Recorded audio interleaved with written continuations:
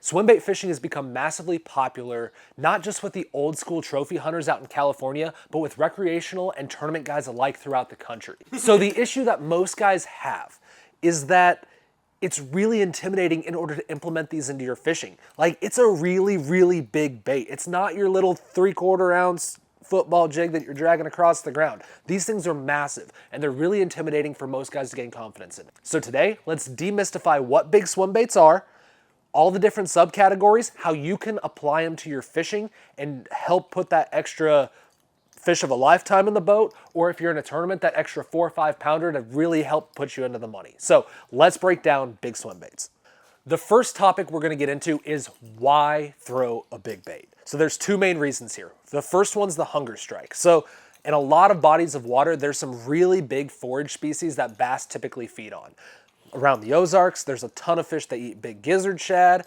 Up in the Northeast, they eat yellow perch. In certain areas of the country, they eat trout. Bass live on a really big forage base a lot of the year, especially the biggest fish in your body of water. How many times have you caught like a 4 or 5 pounder and seen a big old fork sticking out of the esophagus of the bait? They eat really big baits, much bigger than we've ever given them credit for in the past. So the first one is hunger strike. We're matching the hatch. If they're on big gizzard shad, you want to be throwing something that emulates a big gizzard shad really well.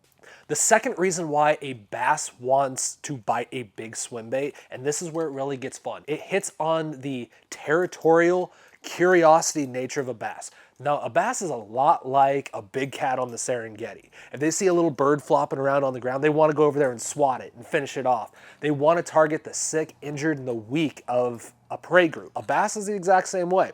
If they see a shad kind of coming through their area and they're like, man, that thing looks kind of injured, a little weak, they want to go up there and they want to finish it off. Whether it's they want an easy meal or they just want that thing to not be around anymore in their body of water, they're going to go up there and investigate, which is also why you have a lot of followers. And that leads us into drawing power.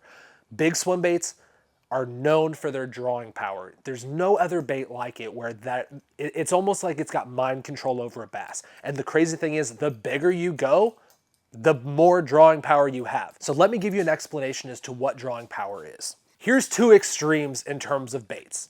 This thing is little bitty and tiny, and this thing is monstrous. The bigger the bait, the more drawing power you're gonna have. The more that bass is like, whoa, what is that thing? And they're gonna go investigate. The smaller it is, they may just kind of watch it from a distance and be like, oh, cool, whatever. I don't need to go investigate that thing. It's too small to worry about.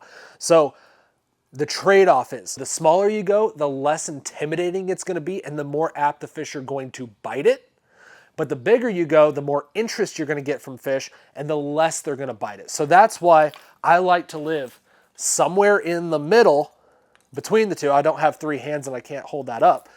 But I like to go somewhere in the middle where you've still got a ton of drawing power, but it's small enough that they're going to bite it. So you could throw a 3-foot long glide bait and you're gonna have a ton of fish come look at it, but you're only gonna get a handful of bites. Meanwhile, a little bait like this, you may get a couple fish to come look at it, but most of them are gonna bite it.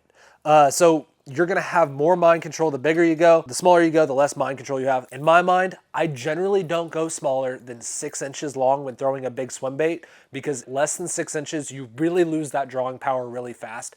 And the biggest I go is right around that 10, 11 inches, because at that point, if you go bigger than that, you have a lot more followers than you do biters. So in that 6 to 10 inch range is really the ideal size for a swim bait in order to maximize your bites and have still that drawing power that you need to get the full effect out of a glide bait. All right, now that we've covered why swim baits are so effective, let's get into selecting the right bait. There's 3 attributes that I want to put above everything else when it comes to choosing the right bait. The first is profile, making sure your profile is right. The second is size, kind of matching that size for your body of water. And 3 is action, making sure that thing swims right in the water in order to maximize your bites and your attention that you're getting from fish. A lot of people get hung up on color and fancy paint jobs. And personally, I think if you've got something that's bone white or something that kind of has the right shades of the fish you're trying to imitate, that's all you need. There's so many people out there who's like, oh, well, this one's got just a little streak of purple in there with 15 dots on this side. That's the one I want to go with. And like, look, don't overcomplicate it. Have the shades of the bait fish that you're trying to imitate, but above all of that is size, profile, and action. Profile. If you're around gizzard shad, throw something that looks like a gizzard shad. If you're around a ton of bluegills and the bass in your bodies of water eating bluegills, throw something that looks like a bluegill. If you're in the herring fisheries of Georgia, South Carolina, Alabama, throw something that looks like a herring. And if you got a bunch of trout in your bodies of water, throw something that looks like a trout. Match your profiles to the bait fish in your area. If there's a bunch of feeder trout in there, throw something the size of a feeder trout. Don't be throwing a tiny little one if all the stalker trout in your body of water are like 10, 12 inches long. The bluegills, you kind of see the bluegills up there running around. If they're around that size, throw something around that size. So match your profile, match your size, and now action. And action we're kind of going to dive into a little bit later when we get into the different types of swim baits. But if it's pre-spawn, you're probably going to want something a little bit slower, more methodical, a little bit smoother action. When you're in post-spawn, you're probably going to want something a little bit speedier, a little bit more fast. So keep those three things in mind when choosing a big swim bait. Now let's get on to the different types of swim baits and how to implement them in our fishing. All right, there's two main categories of swim baits that I want to get into. There's soft baits and hard baits. We're going to start out with the soft baits. In soft baits, there's two main styles of bait, and it's all going to revolve around the tail of the bait. So the first one is a wedge tail style bait. This is going to be a lot beefier of a style of tail, and all of these tails revolve around how water loads up on the tail and then is released. So as this bait's coming through the water loads up on the tail, releases, and makes it go back the other direction. So when we talk about tail design, keep that in mind, where it's all about how water loads up on it and releases. So wedge tail, when it comes through the water, it's not kicking a lot. It's not really thumping because the water loads up on this side, releases, and as it goes to that side, water loads up on that side, releases, and it doesn't have a really wide range of motion. It's rather tight, but it's super, super natural in the water. The main bait that most people think of when they think of a wedge tail style bait is a Huddleston style swim bait. Like, this is the OG of OGs of wedge tail style swim baits. Basically, the way guys fish this thing, super cold months, cast it out there on like a nice rock pile, and you're just super slow creeping it on the bottom, and that wedge tail's back there just slowly moving back and forth. And guys have caught so many giant fish on a wedge tail style swim bait like that, it's crazy. The second style is a paddle tail style, boot style. They've got a couple different names, but the big thing with this is it's going to have a lot more action on it. That bait's back there just kicking side to side really aggressively. And in my mind, there's two different styles of this boot style. There's the one that's going to be a real good thumper, where it's coming through the water, it's moving like that. And then the second style is a little bit more of a twisting style action, where that tail's kind of going back and forth that direction as it comes through the water. There's been a lot of fish caught on both styles. I typically try to lean more towards the thumping style as opposed to the twisting style, but that's my own personal preference. The second category of bait I want to get into is hard baits. So there's a ton of different hard baits out there. There's way more than we're going to talk about here, but I'll give you some general design principles to kind of give you an understanding of what you're looking at. The first thing I want to talk about is joints. So the number of joints a bait has, 0 joints all the way up to 5, 6 joints. What does that all mean? So the more number of joints, the more fluid that bait action is going to be. But the more joints it has, the less versatile it's going to be. So with a 4 or 5 joint bait, you're going to be able to reel that in the water, and it's just going to come straight through the water. If you pop your rod, it's really not going to do much. That bait is more designed for just that slow, steady reel or really fast reel, and it's just going to come through the water just in a straight line. Now, when you get down to 1 joint, you're going to be able to do a lot more with this. You're going to be able to kick it wider. Typically, the single joint ones are referred to as glide baits, and this is where Clutch Swim Bait Company, this is where we spend most of our time focusing, is on glide baits. In my opinion, glides have the most drawing power, they're the most versatile, they get the most attention from fish, and they catch the most fish. Now there's 2 main types of glide baits I want to talk about. There's wide glides and then there's choppers. A wide glide is going to have a much more restricted joint, and sometimes even more restricted than this. Sometimes it may only go that far each direction. And then choppers are the other end of the spectrum where that joint bends almost 90 degrees.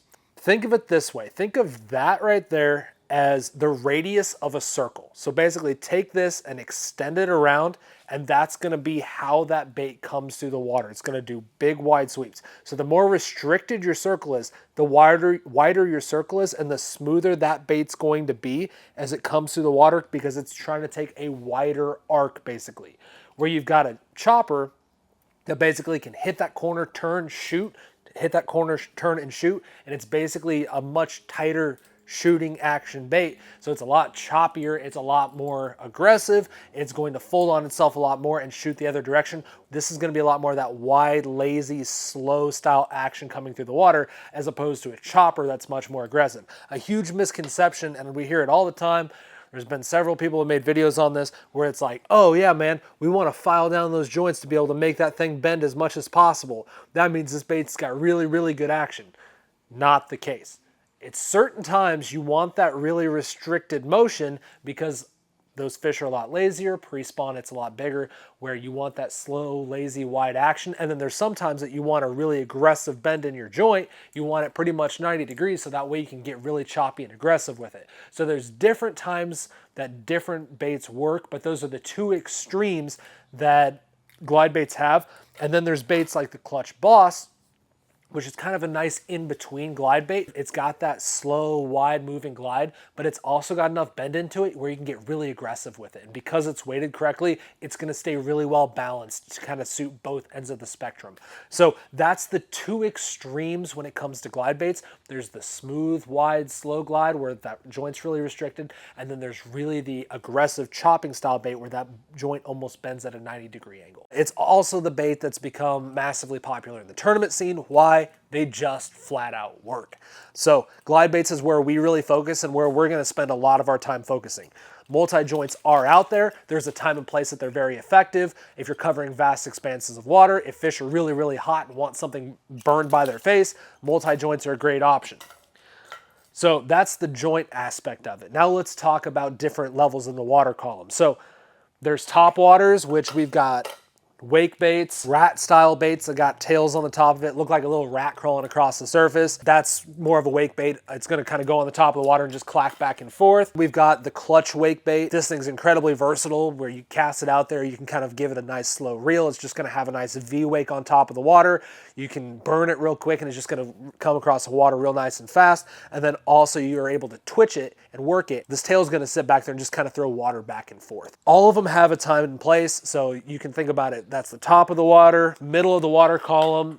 Typically it's kind of where I think of glides. The multi-joints also work there as well, where it's not on top kind of moving. It's a little bit subsurface. We'll weight down glide baits and multi-joints and fish them over the top of fish's heads. There's crank downs, which this is a little bit more of a crank down style, this Sherpa here. That one you can get down to about 1 to 3 feet, but there's crank down baits that go all the way down to 20, 25 foot, and they're all have their time and place. Basically, the way I want you to think about this, whether it be a soft bait or a hard bait, is don't just pick a big bait because, oh, well, that's a big bait, that's a glide bait, I just want to throw glide baits. Think about it like, all right, the fish are positioned here. What's the best big bait possible to be able to get in that position? And that's what we're going to get into next. The second factor of determining a hard bait is the desired depth that we want to fish it, ranging all the way from top water to middle of the water column to the bottom. And top water, there's a couple different categories here. There's single joint glide baits that are designed to be fished on top water. There's some multi-joints that are designed to be up there. There's wake baits, there's rats, there's all these different subcategories that are meant to do a lot of different things. We're not going to get into all of them because the sky's the limit on this side of things. But a wake bait, for example, which this is the Clutch bluegill wake bait, it's designed to do a couple things. Slow creep on the surface where it's just a nice, slow, steady wind. It's going to have a nice V wake on top, and that head's going to just kind of dance back and forth. It's going to have a burn where you burn it really fast with a reel, and it's just going to shoot through the water and stay on top of the water column. And then the third retrieve is the walk, where you're just kind of twitching it on top of the water, and it's just going to cut back and forth, almost like you're walking a frog, and it's just going to spit water on the surface. So that's a wake bait. Middle of the water column, this is kind of a little bit more of the glides and multi-joint side of things, where it's not necessarily on the bottom, it's generally in that first 1 to 5 foot of the water column, and it's just a nice, slow, steady retrieve. You can weight glides and multi-joints down, fish them over the top of fish. And then the third kind of determining factor here is the bottom, or these baits can also be used for fishing suspending if you're fishing over deeper water than what the bait will go. And a lot of times there'll be like a lip installed in the bait where it's going to dive down to a certain depth and stay there. So like if this bait, for example, is kind of designed to go that 2 to 3 foot depth range, and you just kind of reel it in and it just dives down and stays down at that level, you can deflect it off of wood, fish it over the top of suspended fish. But that goes all the way from, there's some baits that go 1 to 3 foot, then there's some baits that go all the way to 25 foot. And like I said, there's so many different categories here. There's baits that go 25 foot that have got 3 segments, 4 segments, there's 1 segment. It's sky's the limit in terms of design there. So just do your research, figure out what kind of works best for your situation and what you're trying to target. So that's hard baits. There's a ton of subcategories there, but for the most part, keep it simple. We focus mostly on glides here at Clutch Swimbait Company because 95% of the time I feel like I can get them to bite a glide over anything else in the hard bait category. So that's what I stick with most of the time. It's got the most drawing power. It seems to get the most bites. It has the most applications on the water. So that's glide baits. That's hard baits. Let's move on. All right, now that we've broken down the different subcategories of swim bait, let's get into choosing the right tool for the job.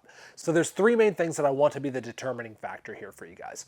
1, time of year. 2, the level of the fish, where the fish are located. And 3, the forage that they're eating, or what's in the area that those fish are at. So if it's around the spawn, we're going to kind of want to be like bluegills are going to play a lot. So maybe a bluegill soft bait or a bluegill wake bait on top of the water kind of walking. That's going to be a really good one to go with. A glide's always a great tool when those fish are shallow. Think about the activity level of the fish. Think about how aggressive they are.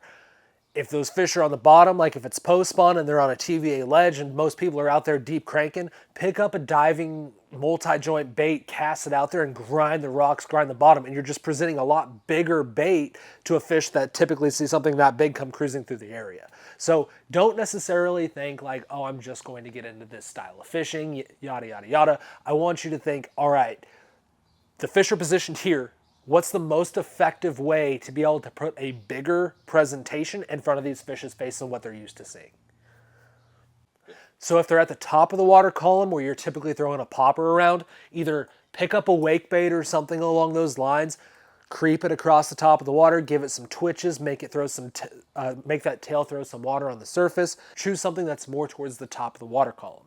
If they tend to be a little bit lower in the water column, you're typically throwing that spinner bait through there. You're fishing a wacky worm. You're fishing something that's in the middle of the water column, like a jerk bait's a great example. Pick up a glide bait. A glide bait's a great replacement for a jerk bait. You're basically throwing it out there, letting it sink down a little bit, twitch, twitch, twitch, and the thing's just kicking wide, back and forth in the water.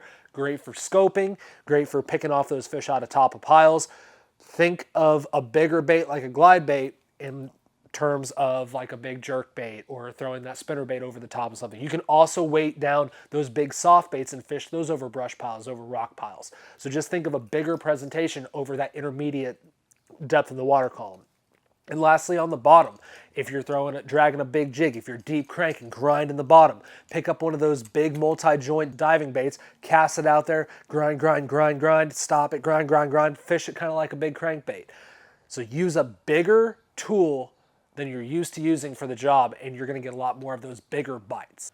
All right, let's talk about a couple outside the box uses for a big swim bait that you may not think about. A lot of people think like, hey, we're just using these big baits to catch fish. I want you to kind of put that thinking to the side for a second, and let's talk about a couple outside the box uses for big glide baits like this that you may not think about. So the first is kind of a practice tool. We're going to use it to locate fish. So one thing that I'll do a lot when the fish are in like brush piles or rock piles pretty heavy, I will throw a big bait out over the pile and I will twitch it over it. And because big baits have so much drawing power, you'll bring all these fish out of the pile and they'll come investigate it. And I'll be able to see it on live scope. I'll be able to see it with my own eyes, exactly what's using that piece of structure. And I can come back later on and drag a jig through that pile. I'll know what's living in that pile before I catch the fish out of it. So if you're in practice for a tournament, Just run a bunch of piles with a glide bait. You'll see what's living in them, and you'll be able to eliminate certain piles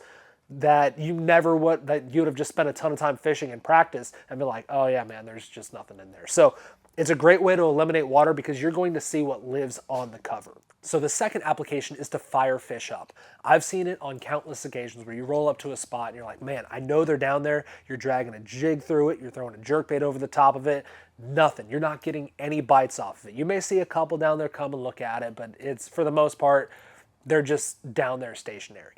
And then I've picked up a big swim bait. I've fired it over that school of fish, and I'll see a big dot just kind of move, kind of come up, and it fires up the school where I may not get a bite on it, but after I threw that big swim bait in there, I'm then able to catch them on a jig, on a crankbait, on a jerkbait coming over the top of it. There's been countless occasions where the big bait's gotten them fired up. I haven't caught them on it, but I got that school fired up with it, and I was able to catch a lot more fish off of a spot because I threw a big bait over it.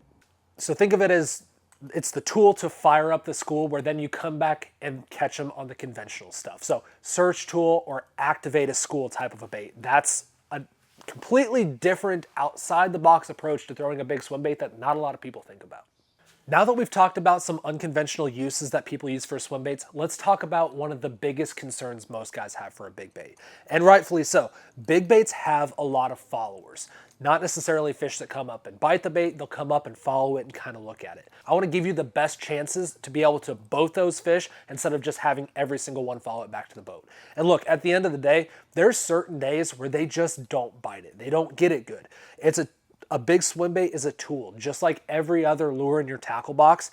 So there's a time that you've got to learn to put it down, and the only way I can tell you to do that is just through experience. So you've got to get out there and fish it, learn when they're going to bite it, learn when they're not going to bite it, and just rely on your experience from that aspect. But there's a couple things we can do to convert followers into biters. Let's get into that. Now, the biggest misconception in my opinion, of all of swim baiting is when you've got a follower, you want to pop your rod and turn that bait around in the fish's face. To me, I've never gotten a fish to bite that I've done that to. So in nature, when there's a predator following prey, when does the prey ever turn around and face the predator? Never happens in nature. Usually what happens is that prey is going to desperately try to get away from the predator. And he's trying to get, like he's acting frantic. If he's a little bit injured, he's not going to be able to move very fast to get away. Make your swim baits act the same. Like if it's a glide bait, you're out there and you're just twitch, twitch, twitch, twitch, twitch. You're increasing your speed, trying to get that thing away from the fish. And that's the best way that I've found in order to convert followers into biters. I've never gotten the turn at 180 into their face to work. When you've got a follower, increase speed. I know the bait's in the water for a shorter period of time. You feel like there's less chances to get that fish to bite. Like I'm still guilty of that. Like if I get a follower, there's a lot of times I'll almost like freeze, like, oh, it's so big behind it, I don't want to mess this up. But if you put that to the side, increase your speed, that's the best chances you're going to have to make that fish bite. So hopefully all of this helps demystify big swim baits for you. We've covered why swim baits work, the categories of swim baits, a couple misconceptions when it comes to working these baits, how they work. So hopefully this will help demystify big swim baits for you. We've covered what a big swim bait is, why it works, the different subcategories of big baits, and the little nuances of each and applications for each category of bait in order to help you implement them more effectively in your fishing. So if you've gained value from this, we've got a couple more videos coming out in this series. The next one will be the setups for beginner swim bait fishermen and what to look for in your individual setups. And then we're going to hit the water and show you where to put these things and how to fish them in the water. So like and subscribe for more stuff to come. We'll see you guys very soon.